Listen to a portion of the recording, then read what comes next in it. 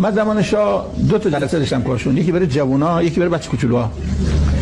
جلسه که تموم میشد اصل جمع جوونا عقب من راه میرفتن، جمعیتی از جوونها گفتن کی هم بودن قرائتی جوونا کارشون جمع کردن. خب ما یه پوز میدادیم کیف میکردیم.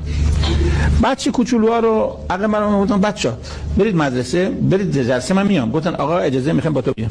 هر گفتن نه برید یعنی خجالت میگم که من راه برم این کوچولوها عقب من بدون. چون این بچه کوچولوها کارشون یا عقب دیونه میدونن یا عقب سکتوره.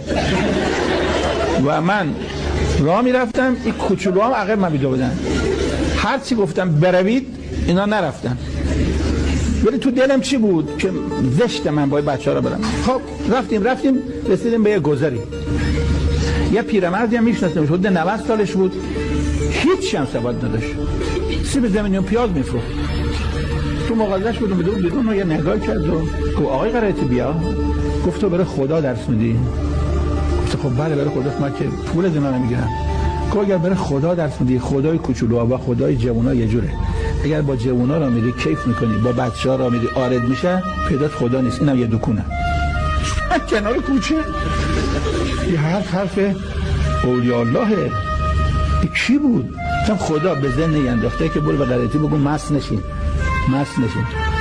آقای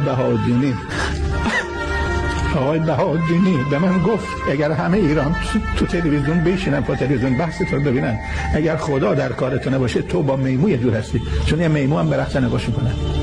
نگاه مردم با تلویزیون مقام الهی نیست، یه میمو هم به رخت نگاش میکنه. قیامت پرده کنار بره، بعد میبینیم من قرائتی هستم یا میمو. تا قیامت نشده هیچ قضاوت بکنه. خدای عاقبتمون رو ختم به خیر بفرمایید. قلب امام زمان را برای همیشه از ما راضی بفرما.